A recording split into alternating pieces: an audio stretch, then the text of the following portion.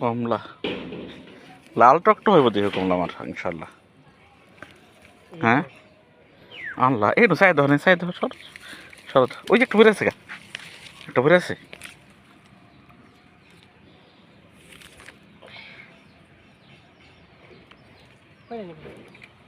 বুঝছেন না তো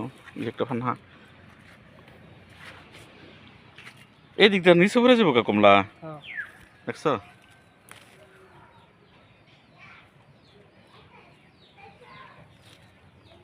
না